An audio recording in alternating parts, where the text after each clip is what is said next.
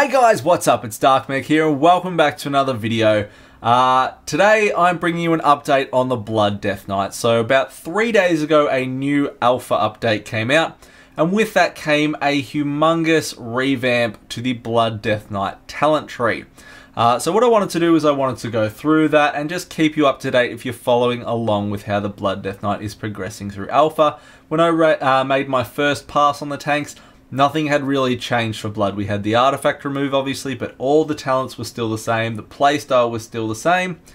Not so much anymore, but we're still very solid. Now keep in mind this is alpha, so anything I say here can change, and it could change quickly. It could remain the same. And I'm also not a theory crafter. I am not a mathematical god of numbers. Everything I say here is going to come from my feels. It's going to come from my blood feels, so keep that in mind. If I bring up the talents and we go through them, level 56 on Alpha, Heartbreaker. So Heart Strike generates 2 additional runic power per target hit. Blood Drinker drains health from the target over 2.6 seconds. You cannot reduce this with haste at the moment. So on Legion I have a 2.6 second Blood Drinker cast. 2.6 is locked in on Alpha at the moment. Rune Strike is the last talent on this row. Strike the target for physical damage. 45 second cooldown, fairly stock. Level 57, Rapid Decomposition. So your Blood Plague and Death and Decay deal damage 15% more often. There is no runic power generation from Rapid Decomposition anymore. Hemostasis, each enemy hit by Blood Boil increases the damage and healing done by your next Death Strike by 10%, stacking up to 5 times. So this is pretty much the version of the Legendary Shoulders baked into a talent. It is worth noting as well, this also stacks with the Legendary Shoulders in Alpha at the moment. So Legendary effects at the moment have been disabled at level 115, but this makes for some real fun in regards to leveling because it stacks with your shoulders.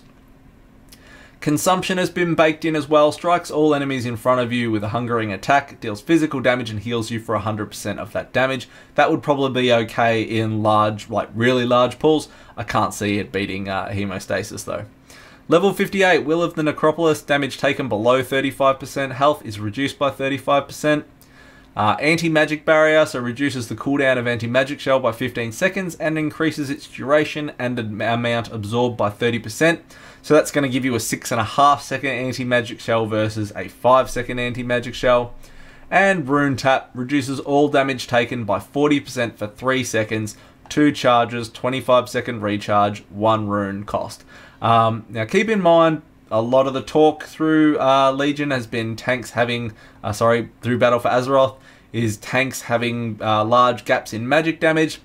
Rune Tap reduces all damage taken by 40%. So Rune Tap is probably really coming back with a vengeance.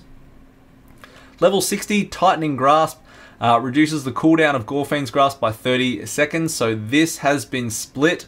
The new talent from that is Grip of Death. Death and Decay reduces the movement speed of enemies within its area of effect by 90%, decaying 10% every second. So you now have to choose between a shorter cooldown on Mass Grip or the ability to slow with kiting. March of the Dam, Wraith Walk lasts 100% longer, breaks stun, snare and root effects when cast. Level 75, Foul Bulwark, each charge of Bone Shield increases your maximum health by 1%. So Foul Bulwark has had a 50% nerf. It used to be 2%, it is now 1%.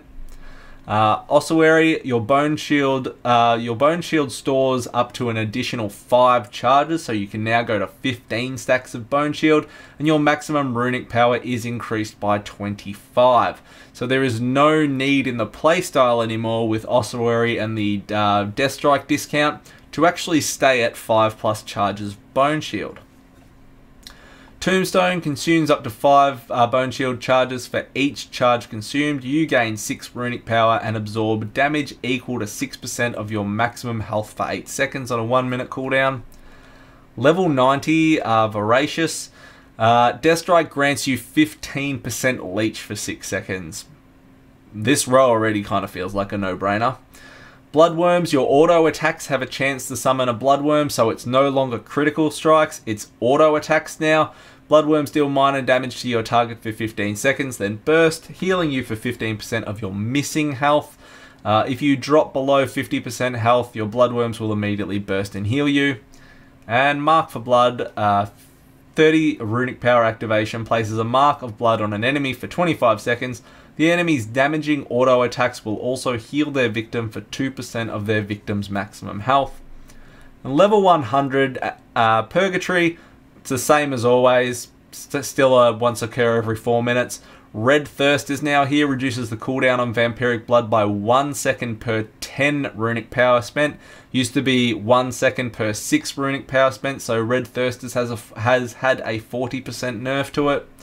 And Bone Storm, a whirl of bone, gore, surrounds you, leech, all that kind of stuff, healing and damage. So Bone Storm's still the same. So that's pretty much it. So changes from live to Battle for Azeroth, just go over these again. So Blood Drinker is no longer affected by haste. As I said, on live at the moment I have a 2.3 second cast at just flat with no bone shields up. It's 2.6 seconds over here regardless of what I do. Bloodworms doesn't require critical strikes anymore. Rapid Decomposition no longer grants you the runic power, so we lose the 1 runic power every 1 second from standing in our Death and Decay now. Spectral Deflection is gone. Heart of Ice is gone. The Anti-Magic Barrier talent has changed. Ossuary, that reduced Death Strike cost, is now gone as well. Blood Tap is gone. I just mentioned Red Thirst has effectively been nerfed by 40%. Tremble Before Me is gone. Tightening Grasp has been split into those 2 talents of Tightening Grasp and Grip of the Dead, sorry. Foul Bulwark was each charge of Bone Shield, increased your HP by 2%. It's now 1%. Blood Mirror is also gone. So you can see it's very, very different now, but I don't think it's actually bad. The biggest issue I have is the level 100 row. That makes it really difficult. Though I kind of think Purgatory is going to obviously be the standalone. It's going to be the most consistent talent we have. Certainly going to be the progression talent. And then it's the big choice between Bone Storm and Red Thirst. And, you know, Red Thirst obviously has great application in regards to more vamp. Blood Up time is obviously extremely powerful for a Blood DK. Bone Storm has all that damage in Mythic Pluses and things like that. So I think that's going to be interesting to see which one that sort of plays out towards. So talents wise and super early and just off my pure feels at the moment, I think we're going to see something similar on screen at the moment. So I think Blood Drinker is still going to win over Heartbreaker provided it stays hitting this hard. Hemostasis just seems like a no-brainer. It's a survival and a damage boost. Rune Tap I think is going to be absolutely the way to go. With a lot of tanks being hollowed out in their ability to cope with magic damage. Reduce all damage taken by 40 per second. 1 rune cost 2 charges. It's going to be way too powerful to not take. Anti-Magic Barrier gives you 1.5 seconds extra shield. I just don't see that outweighing Rune Tap at the moment. Grip of the Dead or Tightening Grasp, it's going to be dependent upon what you're doing.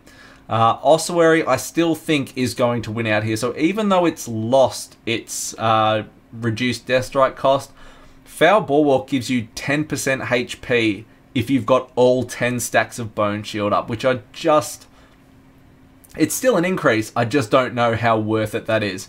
Ossuary, if you were off tanking, that allows you to build up 15 charges of Bone Shield to have sitting there for when it's your turn to take the boss. You also get that increase of 25 runic power as well. Tombstone may have some viability. I just don't know enough about how that will work into situations, but I think Ossuary is probably still going to be the build. The talent to go with, sorry. Voracious, Death Strike grants you 15% leech for 6 seconds. That to me is just a no-brainer between these two Bloodworms and Mark of Blood. Voracious all the way. And then I think Purgatory is going to be kind of the staple talent, with Bone Storm probably making its way into Mythic Plus. And once you get to a stage where you don't have maybe as much danger as dying, you could move from Purgatory to Red Thirst in a raid environment. I honestly don't really know to make that call on level 100 either at the moment, but they're my feels for it anyway. Around the Azurite Armor, so I don't know a hell of a lot in regards to all the talents we can see from Azurite Armor, but I'm going to go over the ones that I've come across on Alpha so far. So the way the Azurite Armor works is your Heart of Azeroth will absorb Azurite, much the same as our weapons absorbed artifact power. You never take your neck off, obviously, and you will get items that have Azurite choices in them. So there's the 5 items, I think it was the helm, shoulders, chest, gloves and legs, maybe, I think it was, off memory. So I've got a chest piece on here that has the option for Azurite, which is the Nazmani Warplate here. So this is just a temporary user interface that Blizzard have put up at the moment. But you can see you select an option here. They have, it's not just spec related either, so there's like Frost and Unholy in the options as well for you. And you pretty much just go down the row as your neck continues to gain Azurite. So some of the ones that I have come across, and I haven't found a way to change these as yet either. It's not as simple as going to like another city and just being able to click on it in Rested or use a tome. So I'm not sure where the option to respec of that will come, but I'm sure it will be there. Some of the ones that I've come across though, Champion of Azeroth, so contributing to the death of an enemy of Azeroth heals you and grants you versatility for 1 minute, stacks 2 times. Deep Cuts, Heartstrike deals additional damage when hitting 3 or more targets and heals you for a percentage of the damage done. So this is a similar bake-in from the artifact talent, I think it was called Blood Feast, where Heartstrike healed you. That's kind of working its way into the Azurite Armor.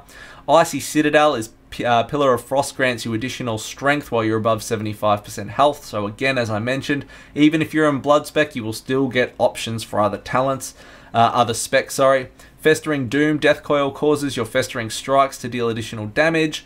Resounding Protection, every 30 seconds you gain an absorption shield for 30 seconds. Vampiric Speed, when an enemy you damage dies, you heal and gain an extra speed boost for 6 seconds, so that'll be nice in dungeons. Filthy Transfusion, your damage abilities have a chance to invoke a tainted swamp beneath the target, siphoning health from them until cancelled. Bone Spike Graveyard, casting D&D impales enemies with bone spikes, causing damage and heals you for a certain amount per enemy hit. Horrid Expulsion, when Dark Transformation expires, the unholy energy in your ghoul is expelled, dealing damage to all nearby enemies. Self-Reliance, while no enemies are within 20 yards of you, you heal every 2 seconds. Impassive Visage, when you take damage, you heal for a certain amount. It can't occur more than once every 6 seconds. And the last one, which is the bottom one on all of them so far, or the 8th one, is Azurite Empower, which increases the item level by 5 item levels. So that's all I've come across so far in the ways around the Azurite Armor traits. But Blood DK, still looking really, really strong. Like I'm expecting further nerfs to this, if I'm to be honest, because we are very, very strong at the moment. We're shaping up very well, and it's got me really excited to play Blood DK again, especially rolling forward. But I expect nerfs to come. But either way, I will keep you up to date with any changes that come out whatsoever, guys. As I said, it's alpha. We're probably going to see a lot more changes, but just wanted to keep you up to date in the loop with the latest changes that have come out. So if you've got any questions, please hit me up in the comments below. One more thing I will add, just straight off the bat feels here, is with the loss of runic power generation and the reduced death strike cost from Ossuary from being able to stand in Death and Decay with rapid decomposition, I think we're going to be extremely haste reliant. Like we were very haste reliant in Legion off the bat. I think it's probably going to be worse at this stage in Battle for Azeroth, but time will tell. That's it, yeah. Any questions, guys, hit me up in the comments. Thanks very much for taking the time to check out the video. I really do appreciate it. Like, comment, subscribe. I'll see you all next time. See you guys.